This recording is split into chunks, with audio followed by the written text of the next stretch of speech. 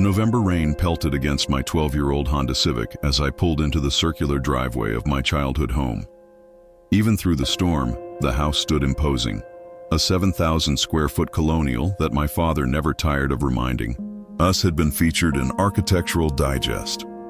I sat for a moment, engine running, watching the warm light spill from the dining room windows where my family was undoubtedly already gathered, waiting for the prodigal daughter to complete their Thanksgiving tableau. "You can do this, Emma," I whispered to myself, grabbing the store-bought pie from the passenger seat. I'd wanted to bake something homemade, but my freelance article about sustainable fashion was due at midnight, and clients didn't care about holidays. The massive oak door opened before I could ring the bell. My mother stood there in her perfectly pressed burgundy dress, her smile not quite reaching her eyes.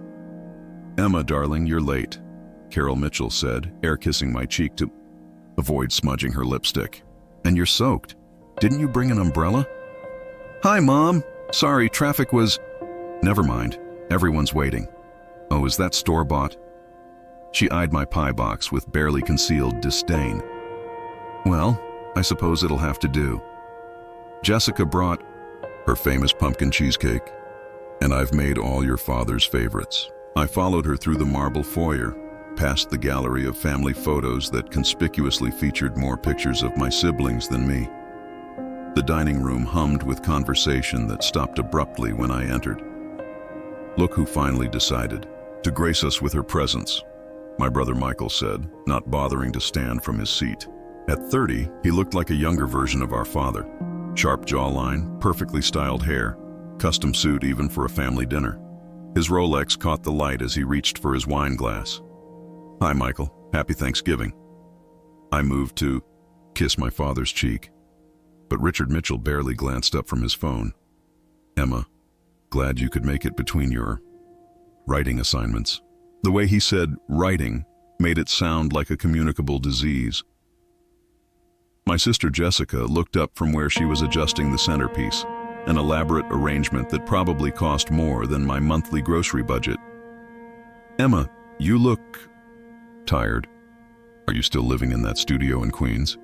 "It's cozy," I said, taking my usual seat, the one with the slightly wobbly leg that no one else wanted. "And it's close to the subway."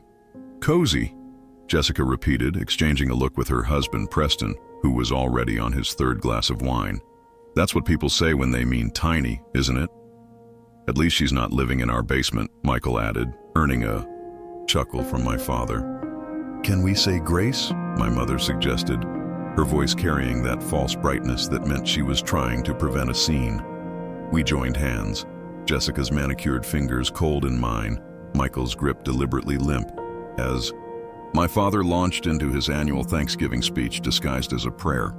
"Lord, we thank you for this abundance," Richard began, his voice carrying the authority of a man used to commanding rooms. "We thank you for success, for achievement, for the rewards that come from hard work and dedication. We thank you that some of us have lived up to our potential, that some of us contribute to society rather than simply taking from it." I kept my eyes closed, feeling the familiar knot form in my stomach. "We pray for those who have lost their way," he continued, and I could feel his gaze on me even through closed lids. "Those who mistake hobby for career, who confuse scribbling with success, we pray they find their purpose before it's too late. Amen." A chorus of amen rounded the table, though mine came out as barely a whisper. "So, Emma," Preston said as plates were passed, his voice carrying that particular tone of someone who enjoyed watching others squirm. "Jessica tells me you're still doing the freelance thing. How's that working out?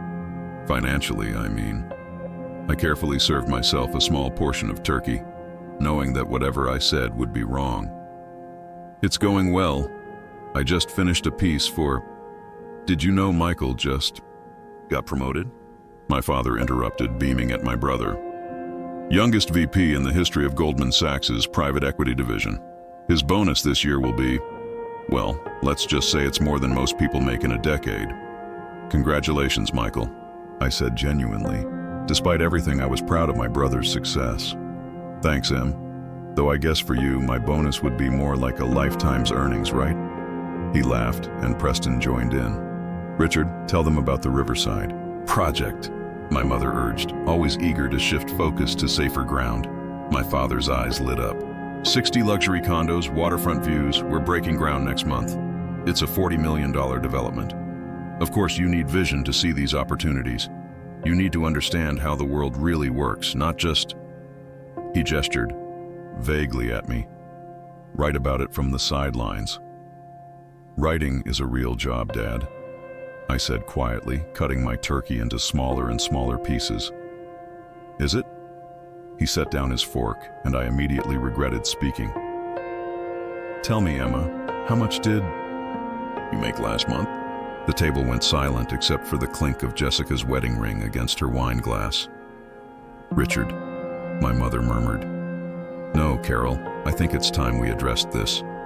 Emma is 26 years old. Her peers are buying homes, starting families, building careers. And what is she doing?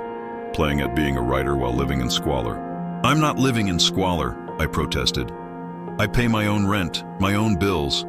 Barely, Michael interjected. Remember when you had to borrow money for your car repair last spring? I paid you back. After 3 months, he said. With interest, I might add, that you complained about. Because you charged me 15%. That's below market rate for unsecured loans, Preston added helpfully. Michael was doing you a favor. See, this is the problem, my father said, warming to his theme. Emma doesn't understand how the real world works. She thinks she can just drift through life, writing her little articles about, what was the last one? Organic coffee shops? It was about sustainable supply chains in the food industry, I corrected. It was published in some online magazine no one's heard of, Jessica finished. For what, $100? $200, I muttered. My father laughed, a harsh, dismissive sound. $200. I make that in the time it takes me to sign my name. And you spent how long on that article? A week? Research takes time. Excuses. He cut me off. Always excuses. You know what your problem is, Emma. You lack ambition. You lack drive. You're content to be mediocre. I'm not mediocre, I said, my voice shaking. I'm building something. It takes time to establish yourself as a writer. You're 26, not 22. How much more time do you need? He leaned back in his chair, the king surveying his disappointing subject. Do you know what I was doing at your age? I was closing my first major development deal. Michael was already at Goldman. Jessica had graduated summa cum laude and was working at McKinsey before she met Preston. We all have different paths. No, he slammed his hand on the table, making the crystal glasses jump. We don't all have different paths. There are winners and losers in this world, Emma. Contributors and dead weight. And right now, you're dead weight. The words hung in the air like a physical blow. My mother gasped softly. Even Michael looked uncomfortable. Richard, my mother tried again. I'm not finished, he said, his voice cold. I've been patient. We've all been patient. But patience has limits. I've decided to make some changes to my will. Dad, Jessica said uncertainly, I've worked too hard to build this fortune to see it squandered on someone who refuses to make something of themselves. From now on, my estate will be divided among those who contribute to this family's legacy. Those who produce, those who achieve. He looked directly at me. Dead weight gets nothing. I felt tears prick my eyes but refused to let them fall. I never asked for your money. No, you just ask for our respect while doing nothing to earn it. He shot back. You want to be treated like an equal when you contribute nothing. You're an embarrassment, Emma. When my colleagues ask about my children, I talk about Michael and Jessica. I change the subject. That's enough, I said, standing up so quickly my chair scraped against the hardwood floor. Sit down, he commanded. We're not finished with dinner. I am. I grabbed my purse, my hands shaking. I'm finished listening to this. If you leave this table, don't bother coming back, he said. I'm tired of pretending you're going to amount to anything. You're 26 years old and playing at life like it's a game. Well, games have consequences. "Richard, please," my mother said, but there was no real fight in her voice. There never was. "Let her go," Michael said, already reaching for the wine bottle. "More turkey for the rest of us." "Emma, don't be dramatic," Jessica added. "Daddy's just trying to motivate you." I looked around the table at my family. My mother, who wouldn't meet my eyes. My brother, already dismissing me. My sister, who saw me as a cautionary tale. And my father, whose contempt was written across every line of his face.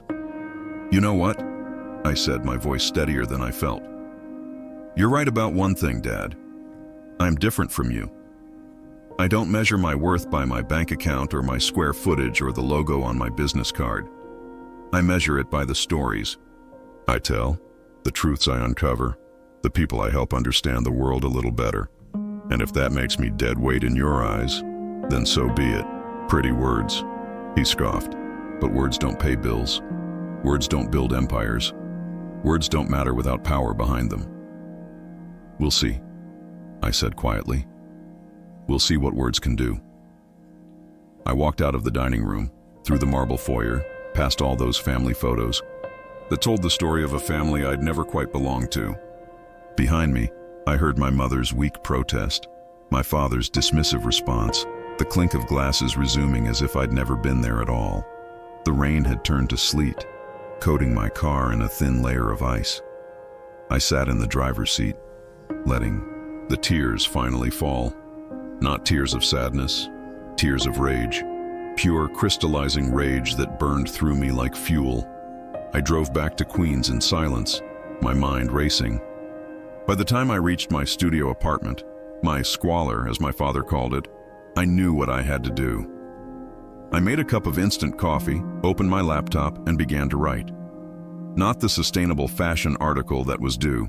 That could wait. This was something different. Something that had been building in me for years, maybe my whole life. The words poured out of me like blood from a wound. A piece about class, about family, about the way success was measured in America, about the children who didn't fit the mold, who chose different paths, who dared to define worth by something other than net worth. At 2 a.m., I finished the piece. It was raw, honest, maybe too honest, but it was the best thing I'd ever written. I stared at it for a long moment, then opened a new browser tab. I'd been following a blog called Tech Disrupt for months. They covered Silicon Valley, but not in the fawning way most tech blogs did. They wrote about the human cost of innovation, the stories behind the unicorns, the failures that taught more than successes. They'd put out a call for contributors recently, looking for writers who could bring a different perspective. Before I could second-guess myself, I submitted my piece with a simple note. This is about more than tech.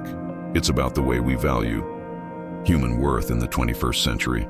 If you're interested, I have more to say. I closed my laptop and looked around my studio apartment. Yes, it was small.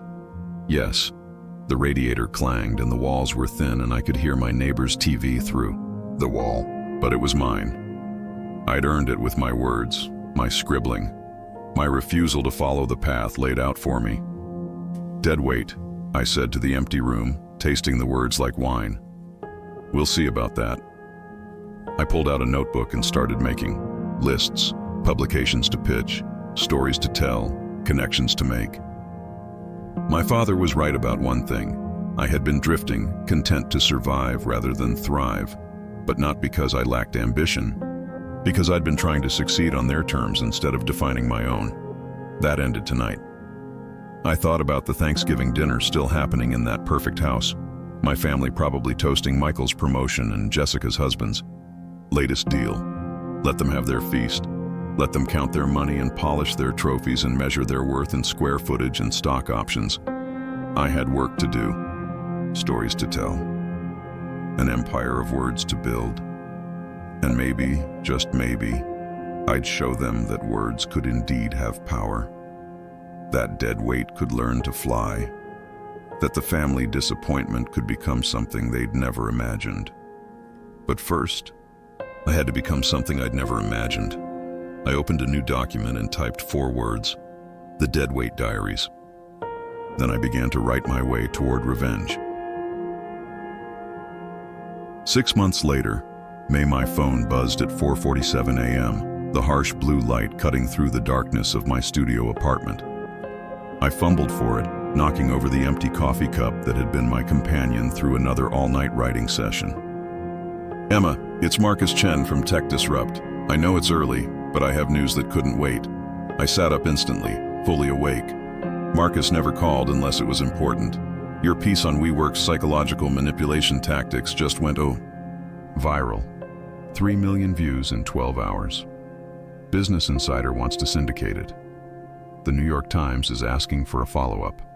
And," he paused dramatically, "I have a proposition for you." "I'm listening," I said, trying to keep my voice steady while my heart hammered against my ribs. "We want to bring you on full-time, senior writer position, focusing on the human stories behind tech. But here's the kicker. We're offering equity. Real equity. You'd be one of our first employee owners." I stood up, pacing the 10 steps that constituted the full length of my apartment.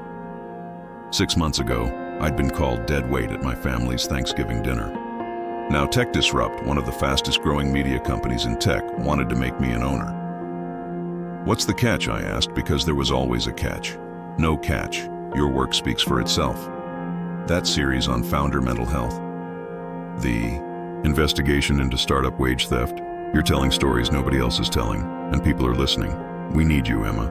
After I hung up, I sat in the pre-dawn darkness, processing how far I'd come. My laptop screen showed my bank balance, $47,832. 6 months ago, it had been $384. The transformation hadn't been magic. It had been brutal, exhausting work. I'd become a machine, sleeping 4 hours a night, living on instant ramen and determination. While my brother Michael traded millions at Goldman Sachs, I'd been trading sleep for bylines. I'd written for anyone who would pay. Tech blogs, lifestyle magazines, content mills that paid pennies per word. But I'd also been strategic. Every spare dollar went into an investment account. When I'd profiled the founder of a small AI startup called Neural Next for a freelance piece, something about her vision had resonated. I'd invested $1,000, my entire emergency fund, into their seed round. It was insane, irresponsible. It was also the best decision I'd ever made. My phone buzzed again. A text from my accountant. Yes, I had an accountant now.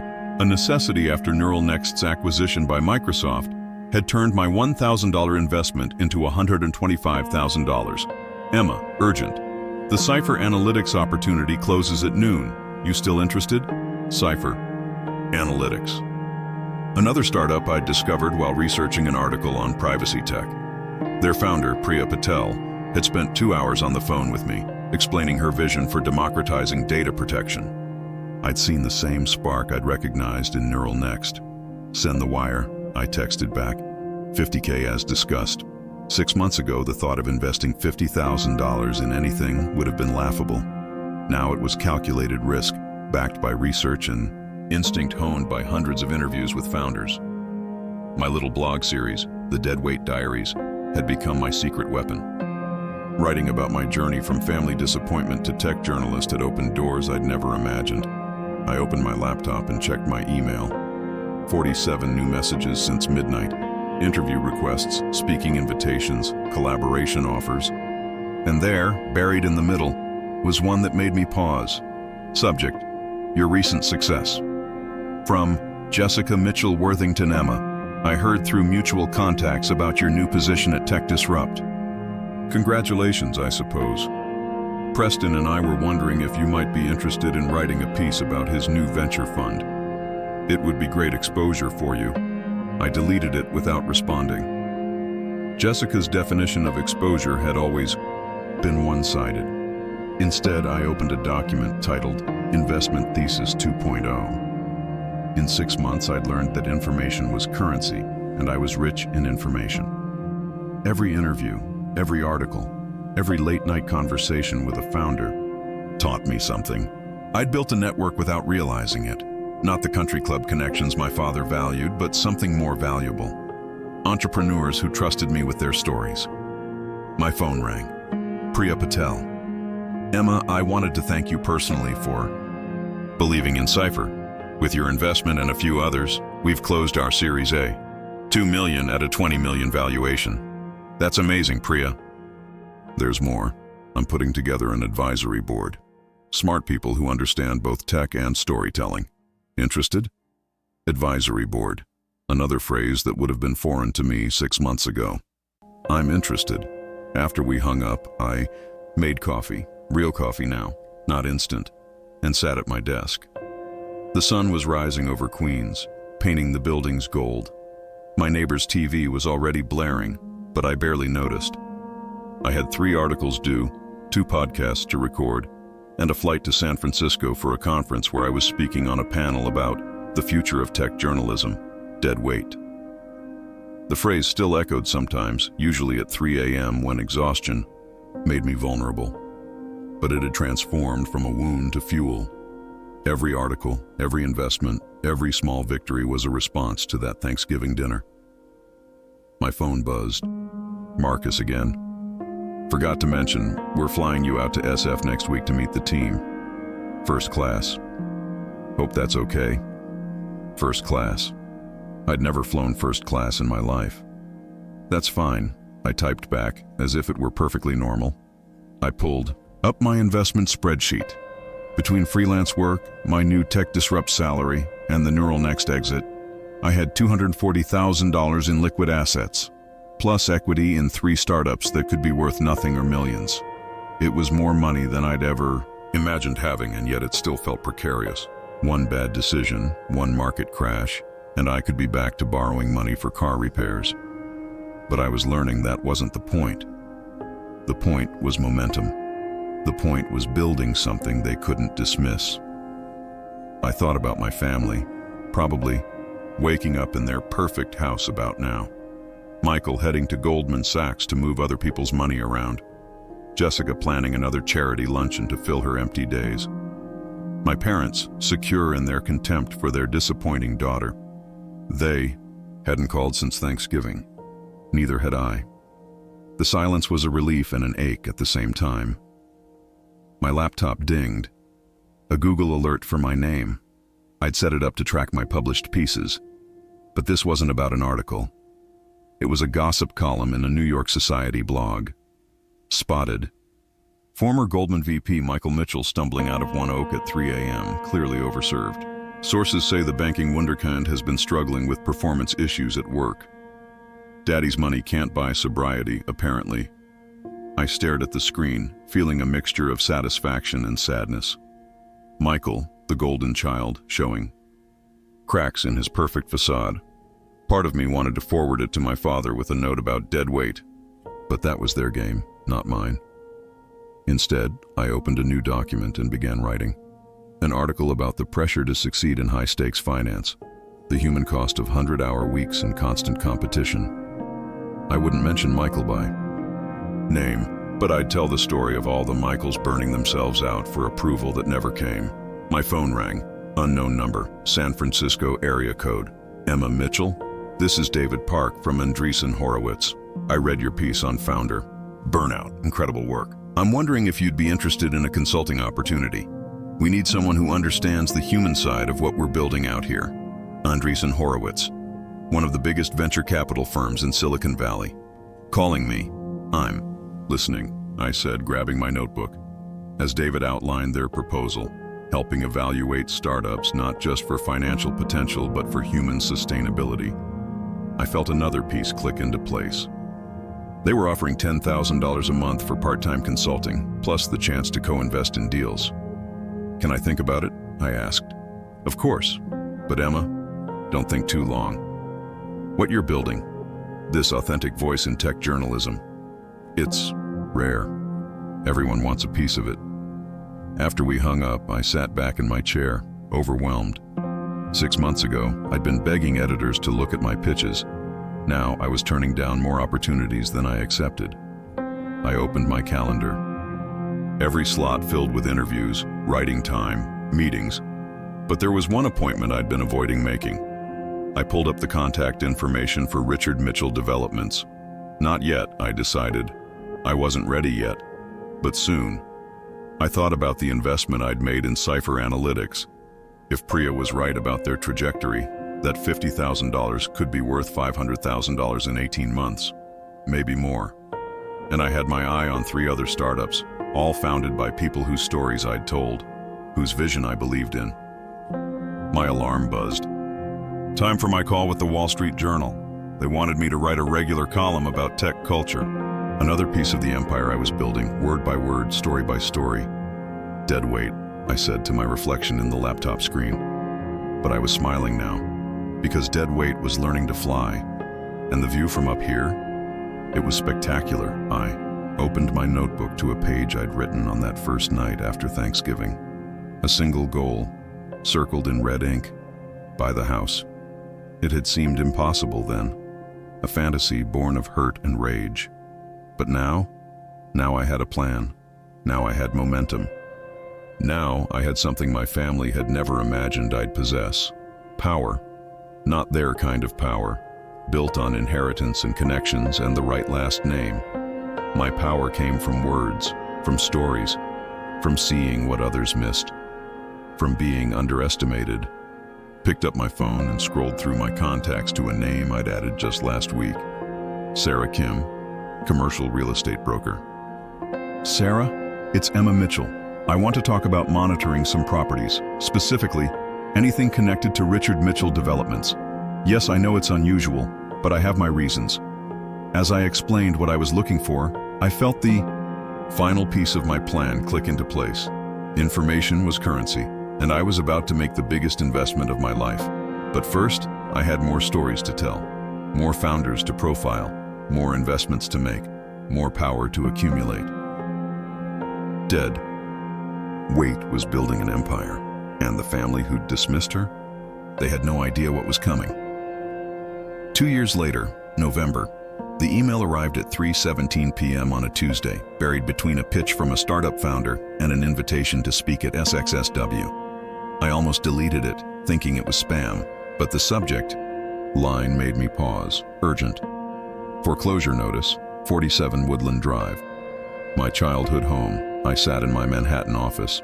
Yes, I had an office now, on the 34th floor of a building in Chelsea, and read the email 3 times.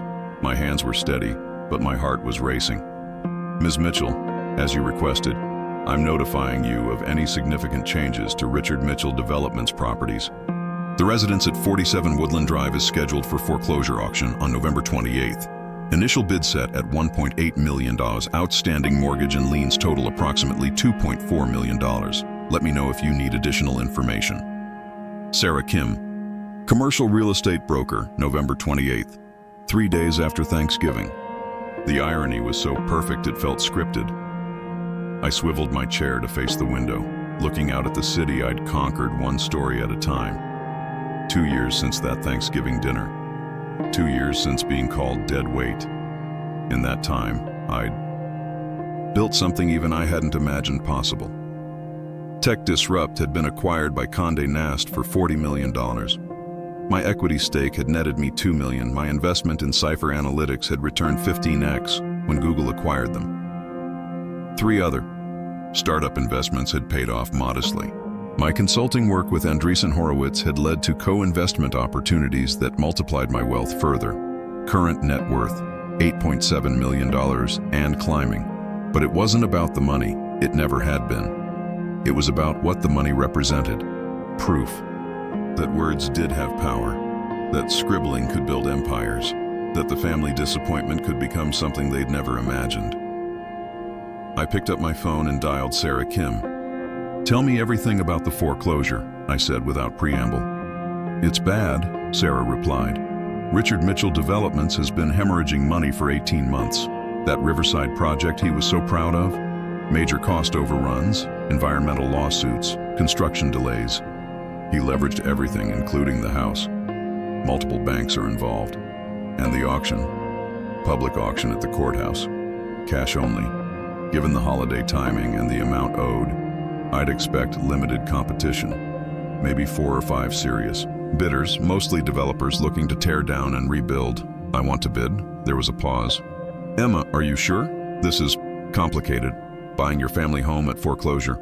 I'm sure. What do I need to do? As Sarah walked me through the requirements, certified check, registration, proof of funds, I felt a strange calm settle over me. For 2 years, I'd been building towards something without quite knowing what. Now I knew. This was what all those 18-hour days had been for. This was why I'd lived on ramen while investing every spare dollar. This was the final chapter of the story that began with being called dead weight. After hanging up, I made another call. To my lawyer, then my financial advisor, then my therapist, because buying your childhood home at foreclosure was definitely something that required professional emotional support. How do you feel about this? Dr. Chen asked during our emergency session that evening. Vindicated, terrified, guilty, exhilarated. I laughed, but it came out shaky. I've imagined this moment 1,000 times. Now that it's here, I don't know what to do with it. What do you want to happen after you buy the house? I don't know, I admitted. Part of me wants to show up at closing and watch their faces when they realize who bought it. Part of me wants to do it anonymously and never tell them. Part of me... I trailed off. Part of you what? Part of me wants to save them. How fucked up is that? They called me dead weight, wrote me out of the will, haven't spoken to me in 2 years. And part of me still wants their approval. That's not fucked up. That's human. They're your family. Are they, though? What makes someone family? Blood? History? Or how they treat you? Dr. Chen didn't answer, which meant I was supposed to figure it out myself. I hated when she did that. I also knew she was right. I spent the next 3 days in a strange fugue state. I went through the motions of my normal life. Meetings with founders, articles to edit, a panel discussion at Columbia Journalism School. But my mind was on November 28th, on the courthouse steps, on the auction that would either provide closure or open new wounds. I'd kept tabs on my family through various sources. Michael had been quietly let go from Goldman Sachs, the drinking. That gossip column had hinted at had become impossible to hide. He was working at a small fund now, his golden boy status tarnished. Jessica's husband had left her for his personal trainer, taking half her assets in the divorce. She'd moved back home, the McKinsey consultant turned divorcee. My parents had maintained their facade longer, but the cracks were showing. Failed developments, lawsuits, whispers at the country club. The empire Richard Mitchell had built on swagger and other people's money was crumbling. Part of me felt satisfaction. Most of me felt sad. All of me felt nervous about November 28th. The night before the auction, I couldn't sleep. I sat in my home office. I'd bought a brownstone in Brooklyn 6 months ago, paying cash, and wrote. Not an article for publication, but a letter I'd never send. Dear Dad, 2 years ago, you called me dead weight, said I contributed nothing, said I was an embarrassment. Your words were meant to break me, and they did, for about 12 hours. Then they became the fuel that powered the most productive 2 years of my life. I'm worth $8.7 million now. I own a home in New York. I've written stories that changed how people think about technology and humanity. I've invested in companies that are making the world better. I've built everything you said I couldn't. Tomorrow, I'm going to buy our house. Your house. The symbol of your success. I'm going to buy it with money I earned from scribbling. I want you to know that this isn't revenge. Revenge would be letting you lose the house to strangers. This is something else. This is proof that there's more than one way to build an empire, more than one definition of success, more than one path to power. You were right about one thing. I am different from you. I measure worth in stories told, not square footage. Lives changed, not dollars accumulated. In truth, not perception, but you were wrong about everything else. Words do have power. Dead weight can fly. And sometimes, the family disappointment becomes the one holding all the cards. See you at the auction. Your daughter, yes, still your daughter, Emma.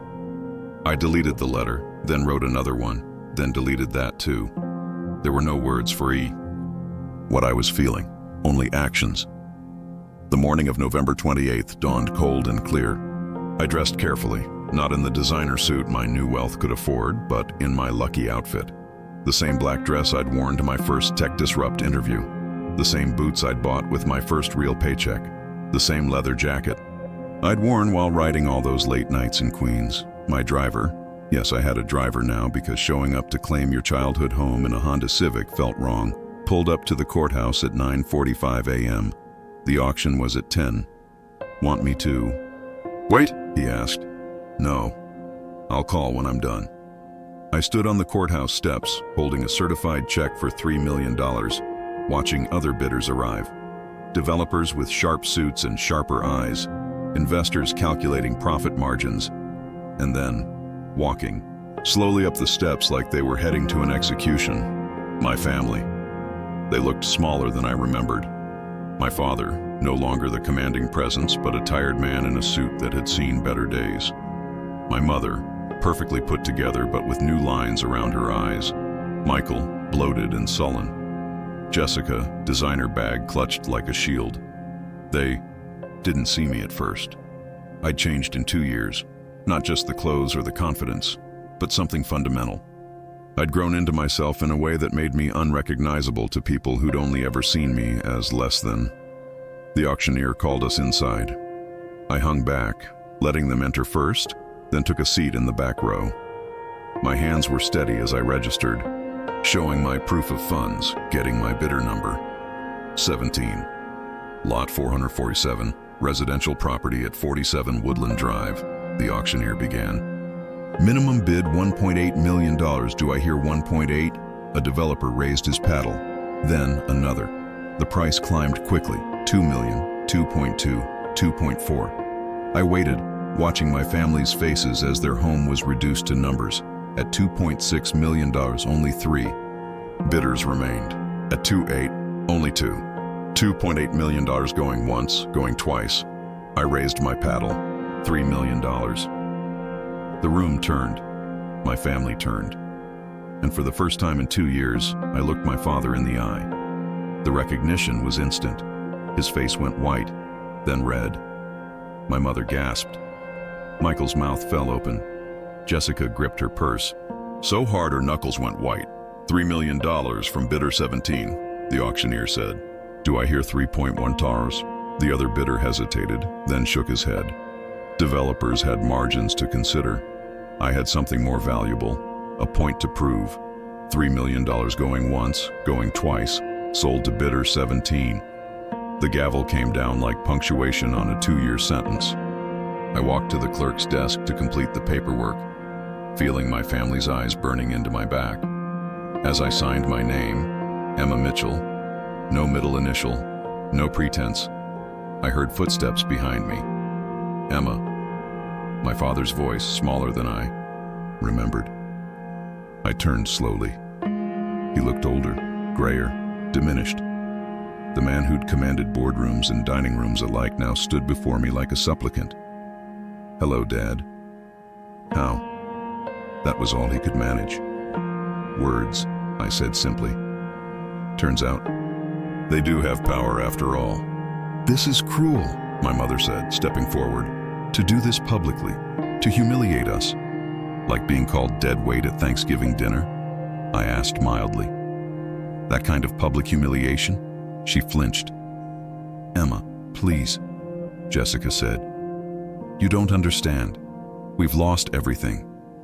This house is all we have left. Had, I corrected. It's mine now. What are you going to do with it? Michael asked, his voice rough. Kick us out? Leave us homeless?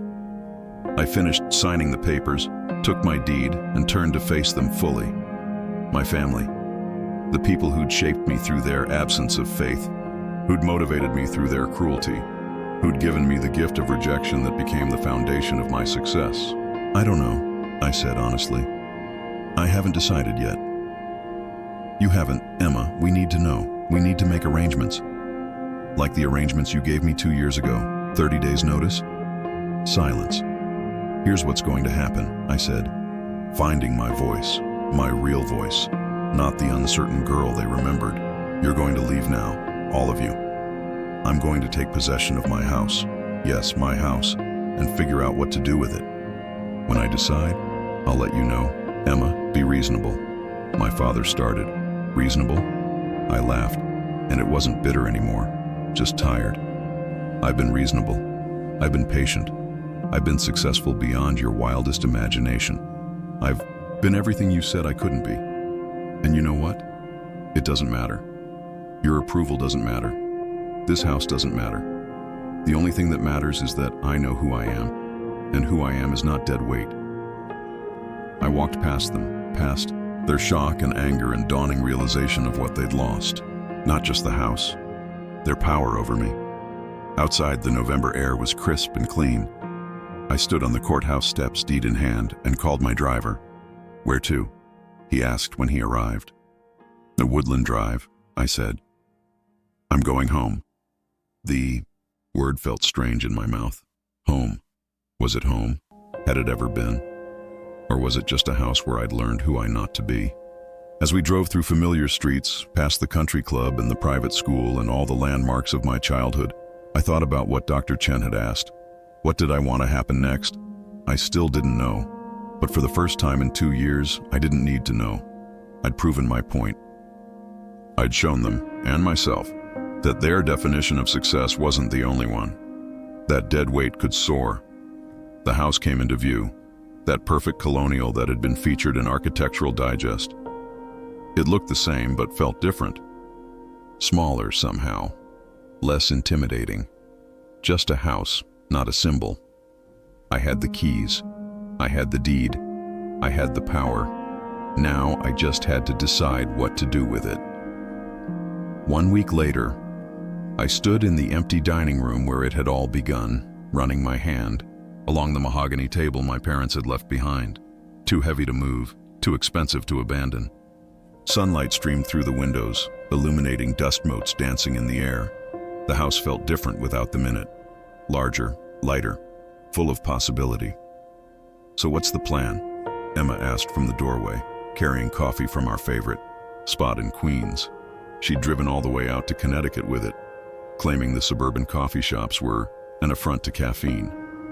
"I'm still figuring it out," I admitted, accepting the cup gratefully. "Part of me wants to sell it. Part of me wants to burn it down. Part of you wants to transform it. Something like that." I walked to the window, looking out at the manicured lawn that had been maintained by crews my entire childhood. "Do you know I never mowed this grass? Never planted a flower? This house was maintained by other people, just like everything in my parents' lives, including their children, especially their children." I turned back to her. We were just another asset to be managed.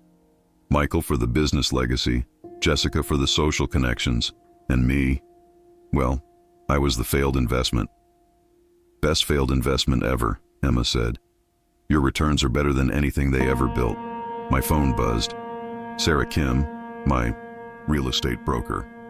"Emma, I have 3 different developers ready to make offers on the house. You could flip it for a significant profit."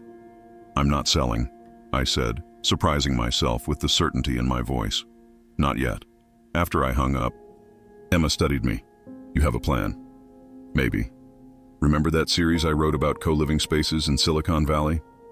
How they're creating new models of community for people who don't fit traditional structures. The one that got you invited to speak at TED? Yeah, I remember. What if we did something like that here? But bigger, better. A place for people who've been told they don't fit, who've been called failures, who need space to figure out who they really are." Emma's eyes lit up. "Like a residency program for artists, writers, entrepreneurs, for anyone building something from nothing. People who need time and space and community to transform." "The dead weight house," Emma said, then laughed at my expression. "I'm kidding, but actually, that's kind of perfect. Reclaiming the insult." I walked through the house, seeing it with new eyes. 7 bedrooms that could become live workspaces. The formal living room that could be a co-working area. The ridiculous professional kitchen that had only been used for catering. Imagine it full of people cooking together, sharing meals, building community. "It would be expensive," I said, thinking out loud. "Renovations, permits, insurance, programming. You have $8.7 million. Had. The house cost $3 million and I want to do this right. Professional staff, stipends for residents, proper facilities. So get investors.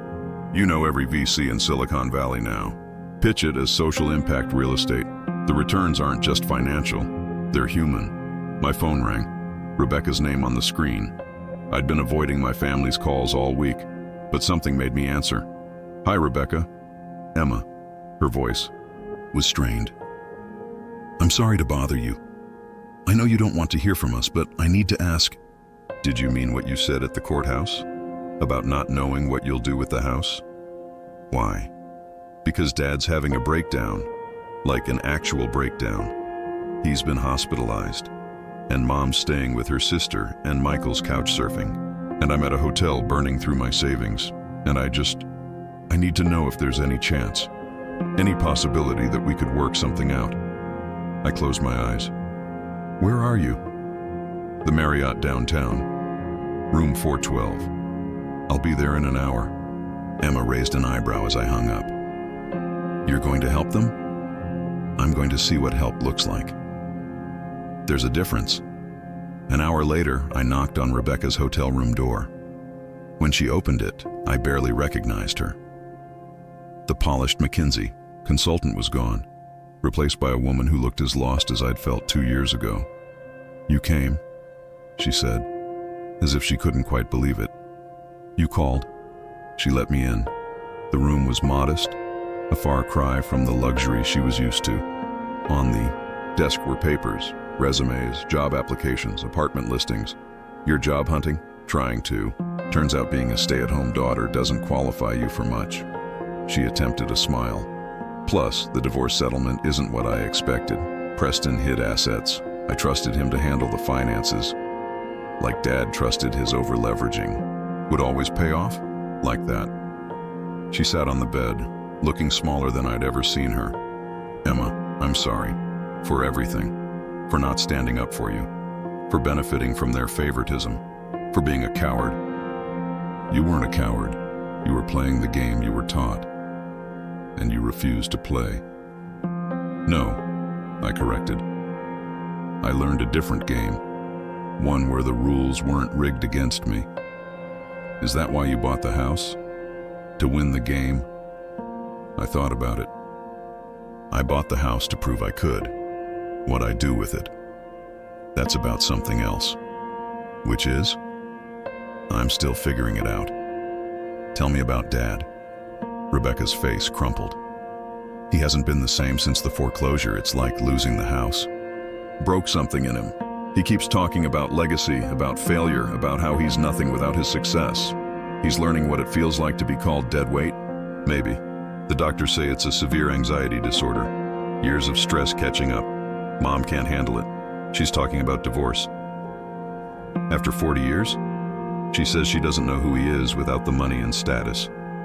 Maybe she never did. And Michael, drinking more, working less. He's interviewing at smaller and smaller firms. His reputation is shot. I stood at the window, looking out at the city my family had once ruled. You know, 2 years ago, this would have felt like justice. All of you experiencing what I experienced. Rejection, failure, judgment. And now it just feels sad. We're all broken by the same system. You just broke later than I did. So what do? We? I turned to face her. There's no we, Rebecca. Not yet. Maybe not ever. But I have a proposition. Anything. No, not anything.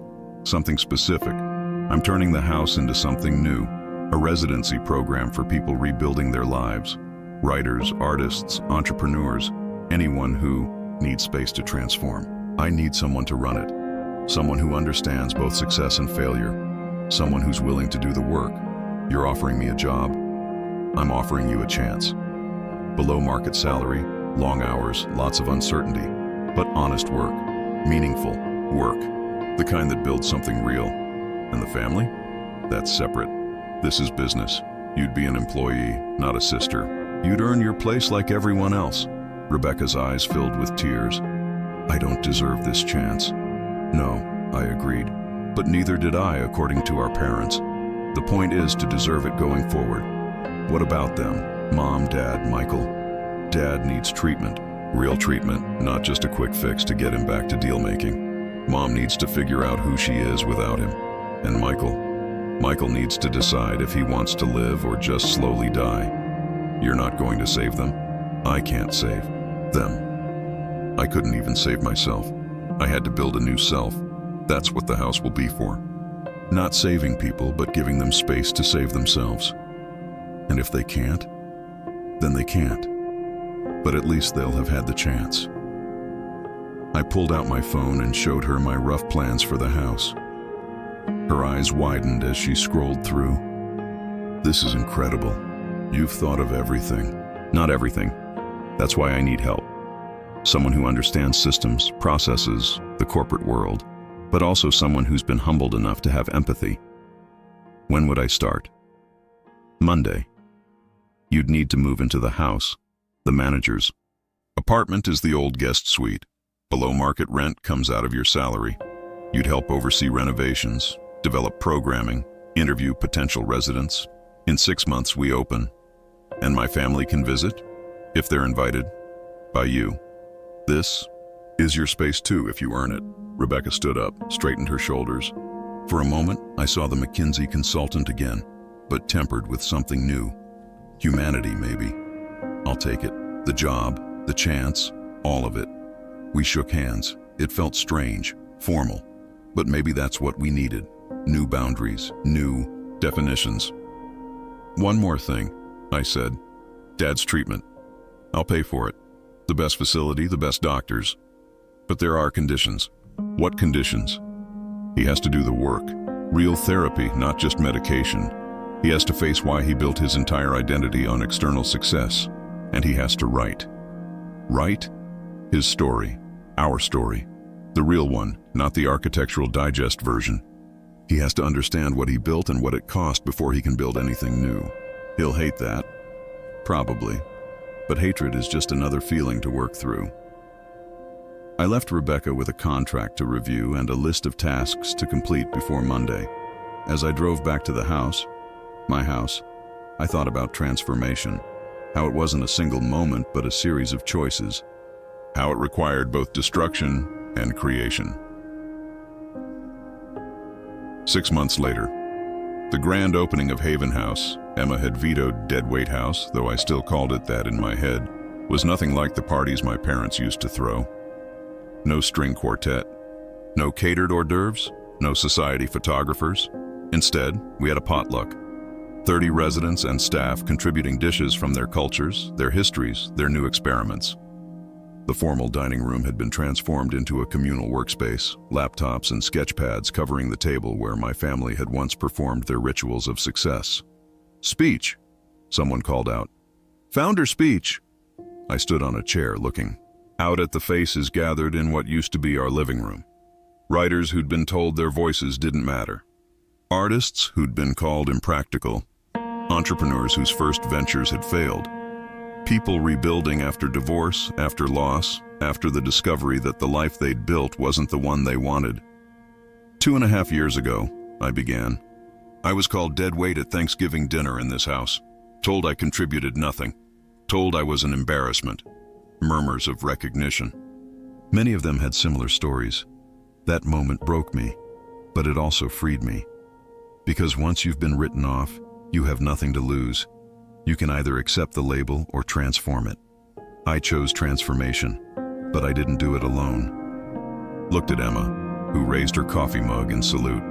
At Rebecca, who'd become not just a good manager, but a true partner in building this vision. At the residents who'd trusted us with their own transformations. This house used to be a monument to one kind of success. Now it's an incubator for many kinds. We don't measure worth by net worth here. We measure it by courage, by growth, by the willingness to become who you really are. Even if who you are is unmarketable, called out James, a poet working on his first collection. Especially then, I said, the world has enough people following the same playbook. We need people writing new ones. Speaking of which, Rebecca announced, we have a special guest. The room turned as my father walked in. He looked different, thinner but healthier, wearing jeans and a sweater instead of his usual suit. In his hands was a manila folder. Richards, been in treatment at Maple Grove for 5 months. Rebecca explained to the room. "He's here to share something."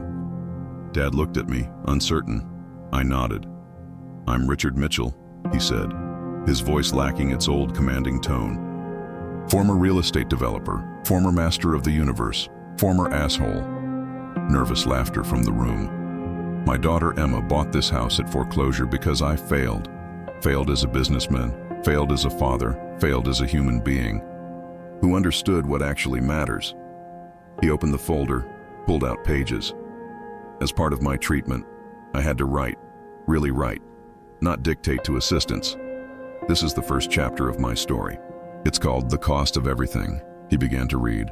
About growing up poor, about the chip on his shoulder that became armor that became a prison, about confusing net worth with self-worth, about the moment he realized his daughter had built something real while he'd built houses of cards. When he finished, the room was silent. Then James, the unmarketable poet, started clapping. Others joined in. "It needs work," Dad said, his voice rough. "But I'm learning that everything worth doing does." "There's a desk in the writing room," I said. "Tuesday and Thursday afternoons, if you want it." His eyes filled with tears. "I want it." Later, as residents mingled and shared their work, I found myself in the kitchen with my mother and Michael. They'd arrived separately, tentatively, like guests in a house where they'd once been royalty. "It's so different," Mom said, watching someone make communal dinner. "But alive. It was never alive. Like this when we lived here. Life requires vulnerability," I said. "We weren't very good at that." "No," she agreed. "We weren't." I wasn't. She turned to me. "I'm selling the condo in Florida, taking a smaller place. The divorce will be final next month." "I'm sorry." "Don't be. We were business partners, not spouses. I'm taking classes now. Literature, art history. Things I loved before I learned to love status." "And you?" I asked Michael, who'd been silent. 90 days sober," he said. "Again. But this time I have a sponsor who calls me on my bullshit. Turns out I inherited more than Dad's jawline. I got his need to prove I matter through external metrics." "We all did," Rebecca said, joining us. "We just manifested it differently." "The family dysfunction trickles down," I said. "But so does the healing." "Maybe." We stood in the kitchen where holiday meals had been prepared by staff, where we'd performed our family rituals. Now residents were cooking together, laughing, sharing stories of their days. "I'm proud of you," Dad said, appearing in the doorway. "I know I have no right to be, but I am." "Thanks," I said. "I'm proud of me too." And I was. Not the bitter pride of proving them wrong, but the quiet pride of building something useful. The house that had once sheltered one family's dysfunction now housed 30 people's transformation. The table that had witnessed my humiliation now supported dreams being born. "Will you come for Thanksgiving?" Rebecca asked suddenly. "All of you? Not as the Mitchell family, but as whatever we are now?" I looked around at these people who'd raised me, broken me, and were now trying to rebuild themselves. My family, complicated and flawed and trying. "We'll see," I said. "Ask me again in November." As the party continued around us, I stepped outside onto the lawn I'd never mowed. The grass was longer now, wilder. Someone had planted a vegetable garden where the formal roses used to be. The pool had been converted into a greenhouse. Everything had changed. Everything was changing. 2.5 years ago, I'd been called dead weight. Now I owned the house where those words were spoken. But more than that, I'd transformed it into something useful, something healing, something that proved there were many ways to matter in this world. The girl who'd left in tears had returned in triumph. But the real victory wasn't in the buying. It was in the building, in the chance to create new foundations, not just for me, but for anyone who'd been told they weren't enough. I thought about the letter I'd never sent to my father, how I'd written that this wasn't revenge. I'd been right. This was better than revenge. This was resurrection for all of us. Inside, someone had started playing the piano that had sat silent for years. Voices joined in, singing something I didn't recognize. New songs in an old house, dead weight learning to fly. I smiled and went back inside. There was work to do, stories to tell, lives to change, a family to rebuild, one honest conversation at a time. The house was mine, but more importantly, I was mine, and that made all the difference. 5 years later, Thanksgiving Day, the kitchen smelled like chaos and community. 4 turkeys in various stages of cooking, dishes from 17 different cultures covering every surface, and the sound of laughter mixing with at least 3 languages. I stood at the stove, monitoring the cranberry sauce while Priya explained her mother's samosa recipe to James, who was somehow trying to create a poetic interpretation of Indian cooking. "You can't metaphor your way through frying," she laughed. "The oil needs to be exactly 350 degrees. But what if the samosas want to be free?" He countered, making her throw a dish towel at him. This was Thanksgiving at Haven House now. 52 residents, staff, and extended family, creating something that looked nothing like the formal dinners of my childhood, but felt everything like home. "Emma," Rebecca called from the dining room, "the Times photographer is here." I wiped my hands on my apron, a gift from residents that read "Dead Weight Lifting Champion," and went to greet them. The New York Times was doing a feature on alternative communities, and we'd been selected as their cover story. The girl who'd once been dismissed for her scribbling was now being featured in the paper of record. "Ms. Mitchell," the photographer said, "we'd like to get some shots of the communal dinner preparation." "Sure, but you're eating with us after," I said. House rules: no observers, only participants. As they set up their equipment, I watched the organized chaos around me. In the 5 years since opening, Haven House had transformed from an experiment into a movement. We'd opened 2 more locations, one in Detroit, one in Oakland, with a 4th planned for next year. Each house was run by someone who'd been told they didn't fit, who'd transformed that rejection into purpose. "Need help with that?" a familiar voice asked. I turned to find my father, now 72, wearing an apron that declared him sous chef in training. He'd moved into the senior wing we'd added 3 years ago, not because he needed to, but because he wanted to. His memoir, The Cost of Everything, had become an unexpected bestseller, with proceeds going to fund resident stipends. "You can check the vegetarian turkey," I said. "Amma's worried it's drying out." On it. He moved with purpose. No longer the commanding presence, but something better. A contributor, a community member, a work in progress like the rest of us. "Places, everyone," Rebecca announced. "Dinner service in 30 minutes.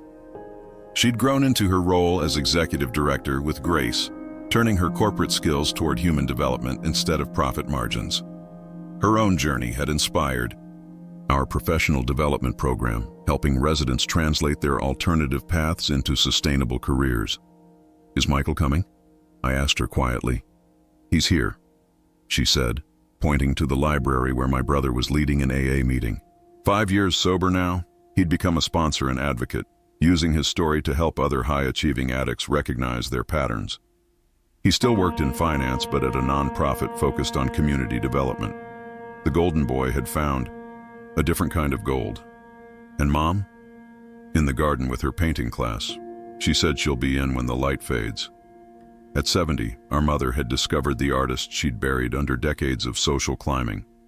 Her paintings now hung throughout the house, not masterpieces, but honest expressions of a woman finally learning to see clearly. "Attention, everyone," I called out, climbing onto a step stool. 5-minute warning. Remember, we eat in shifts. First seating is for anyone who needs to leave early for other commitments. Second seating is the full community feast. Third seating is for anyone who wants to keep the party going. "What about 4th seating?" called out Marcus, our newest resident, a former tech executive who'd burned out and was now learning woodworking. "4th seating is leftover pie for breakfast," I replied, getting a cheer. As people rushed to finish their dishes, I felt arms wrap around me from behind. David, my partner of 3 years, rested his chin on my shoulder. "You good?" he asked. Quietly, "Yeah, just thinking. About how different this is from that Thanksgiving 8 years ago. How I sat at that table feeling worthless, and now you've built something worth more than any real estate empire." "We've built," I corrected. "All of us." David had been a resident in our second year, a journalist investigating alternatives to traditional success who'd become part of the story himself. We'd fallen in love over late-night conversations about systemic change and early morning coffee before the house woke up. He understood the weight of family expectations, the freedom of choosing your own path, the joy of building something meaningful. "The Times wants to interview you after dinner," he said. "Something about the 10-year plan." 10 years? I laughed. I can barely plan 10 days ahead. But that wasn't entirely true.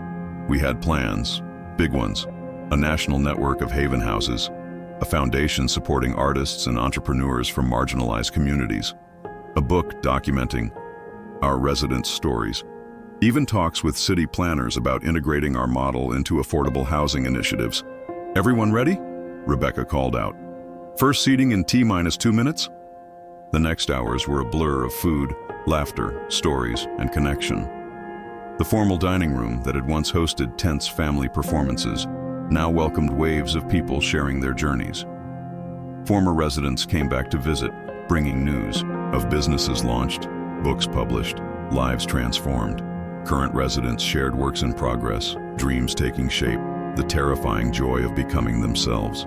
During the third seating, when the wine was flowing and someone had started an impromptu dance party in the living room, I found myself outside on the porch with my original family, Dad, Mom, Michael, and Rebecca. We'd developed a tradition of stealing this moment each Thanksgiving, just the five of us, to remember where we'd started.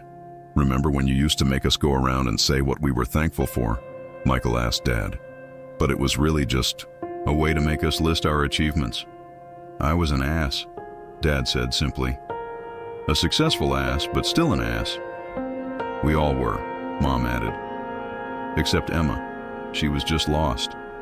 "Not lost," I corrected. "Finding. It just took longer than expected." "Best thing that ever happened to this family," Rebecca said. "You buying this house, forcing us to face ourselves. I didn't force anything. I just created space. You all did the work." Still, Dad raised his glass of sparkling cider. We'd gone alcohol-free for family gatherings to support Michael.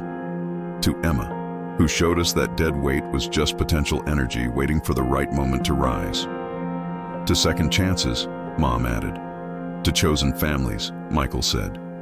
To transformation, Rebecca contributed. To all of us, I finished. The works in progress. We clinked glasses as the sound of music and laughter spilled out from the house. My house. Our house. Haven House.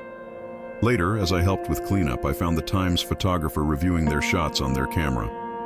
"Did you get what you needed?" I asked. "More than that," they said. "This place, it's special. You can feel it. It's just people," I said. "People who've been told they're not enough, proving otherwise." "Is that what you've proven? That you're enough?" I thought about it, drying a dish that had held food made with love by someone rebuilding their life. "No," I said finally. "I've proven that enough is the wrong measurement. We're all exactly who we're supposed to be, especially when that doesn't fit someone else's definition of success." They left as the fourth seating was beginning. The diehards settling in for pie and coffee and stories that would run until morning. I took my place at the table where 8 years ago I'd been dismissed and diminished. Now it was scratched and stained, expanded with mismatched leaves, surrounded by people who'd found their way home to themselves. Emma appeared at my elbow with a plate of pie. "Thought you might need this. Long day. The best kind of long day." "So," she said, settling beside me. "What's next? Now that you've conquered the world with kindness and proved that dead weight can fly?" "I haven't conquered anything," I said. "Just built something. And there's always more to build." "Such as?" I looked around the room at all these beautiful, broken, healing people. My family, all of them, blood and chosen, original and found. A world where no one gets called dead weight, I said. Where everyone gets the space to discover what they're meant to be. Where success means becoming yourself, not conforming to someone else's definition. That's a big build. Good thing I've got help. As if on cue, someone started singing, badly but with enthusiasm. Others joined in, creating a cacophony that would have horrified my parents' dinner party guests, but delighted everyone here. I added my voice to the mix, off-key but unashamed. 8 years ago, I'd left this house in tears, cast out as dead weight. Now I was here by choice, surrounded by people who'd transformed their own rejections into resurrections. The house that had once represented everything I couldn't be had become a symbol of everything I could. The girl who'd driven away in a 12-year-old Honda Civic, fueled by rage and hurt, had returned not for revenge, but for something better, redemption. Not just for herself, but for anyone who'd ever been told they weren't enough. The dishes could wait. The interview could wait. Everything could wait except this moment, this community, this proof that sometimes the best thing that can happen is being told you don't belong, because that's when you're free to build a place where everyone does. Happy Thanksgiving, I said to no one in particular and everyone at once. From around the table, from the kitchen, from the living room where people were still dancing, came the response. Happy Thanksgiving, Emma. Welcome home. And for the first time in my life, I truly was. The last guest left as dawn was breaking, painting the November sky in shades of rose and gold. I stood in the doorway of the house that had witnessed so much transformation, watching taillights disappear down the drive, the same drive I'd fled down 8 years ago, convinced I was worthless. Inside, the beautiful chaos of community lingered, dishes stacked in precarious towers, someone's forgotten scarf draped over a chair, Rebecca asleep on the couch with her head on Dad's shoulder. He was awake, reading submissions for next month's resident cohort, occasionally brushing her hair back with absent affection. Can't sleep? Mom asked, appearing with 2 mugs of tea. Just thinking, I said, accepting the warmth gratefully. Your father used to do this, she said, settling beside me on the porch steps. After every party, he'd stand in the doorway and survey his kingdom, but his expression was different. Calculating, already planning the next conquest. And now he reads applications at 5 a.m. because he genuinely cares if we accept the poet from Baltimore or the entrepreneur from Seoul. Both, probably, knowing him. He can't stand to turn away anyone who's been rejected elsewhere. We sat in comfortable silence, watching the sun rise over the transformed grounds. The manicured lawn was now a thriving garden. The pool-turned greenhouse bloomed with winter vegetables. The garage had become an art studio. Everything that had once symbolized status now served purpose. Do you ever regret it? I asked. The life you had before? I regret how long it took me to see it was killing us all, she said. But regret is just another word for lesson learned. Michael emerged from the house carrying a trash bag. Thought I'd get a head start on cleanup, he said. Marcus has his kids this weekend. Want him to get on the road early. The Michael of 8 years ago would have hired someone to clean. This Michael understood that service was its own reward. I'll help, Mom said, standing. Many hands and all that. As they headed inside, Dad appeared in the doorway. Rebecca's finally down for the count, he said. That girl works too hard. Wonder where she learned that, I said dryly. He smiled, a real smile, not the calculated one from before. Fair point. Though she's better at it than I ever was. She works for something beyond herself. You do too now. Trying to. It's a practice, not a perfect. He sat beside me, groaning slightly. These old bones weren't made for all-night parties. You could have gone to bed. And Miss James's spoken word performance about samosas? Never. We laughed, remembering the unexpected highlight of the evening. Our resident poet finding profound metaphor in fried dough. Emma, Dad said, his voice turning serious. I need to tell you something. Okay. That night, Thanksgiving 8 years ago, calling you dead weight. He paused, gathering himself. It wasn't really about you. It was about me. You were everything I'd trained myself not to be. Authentic, creative, unwilling to compromise your values for success. You terrified me because you proved my whole worldview was bullshit. Dad, let me finish. I built my entire identity on external validation. The house, the money, the reputation. They were armor against the fear that I was nothing without them. And I was right. When I lost them, I was nothing. Until you gave me the chance to become something real. You gave yourself that chance. I just provided the space. The space you created from the ashes of my cruelty. He looked at me directly. I'm proud of many things now. My sobriety, my writing, the people I sponsor. But mostly, I'm proud that my daughter had the strength to transform the worst thing I ever said to her into something that helps hundreds of people. Thousands, I corrected, if you count all 3 houses and the online community. Thousands, he repeated, shaking his head in wonder. From dead weight to lifting thousands. That's quite a return on investment. The best kind, I said. Human, ROI. The sun was fully up now, warming our faces. Inside, I could hear voices. Residents starting their day. Michael singing off-key in the kitchen. Mom laughing at something. The house was alive in a way it had never been when we'd lived here as the perfect family in the perfect home. What's next? Dad asked. For you, I mean. You've built this incredible thing. What does Emma Mitchell want now? I thought about it. The truth was, I had everything I'd wanted. Meaningful work, chosen family, a partner who saw me clearly, enough money to be generous, and the knowledge that my words had power. But success had taught me something failure never could. There's always another mountain to climb, another person to help up the path. Same thing I wanted 8 years ago, I said finally. To tell stories that matter. To prove there's more than one way to succeed. To make sure no one else gets thrown away for being different. That's a life's work. Good thing I started young. He stood, knees creaking. Come on, let's help with cleanup. Then I'm making my famous post-party pancakes. Since when do you have famous pancakes? Since I learned to cook for myself instead of having everything catered. Turns out I'm pretty good at it. Who knew? You did, I said. Eventually, as we headed inside, I took one last look at the sunrise.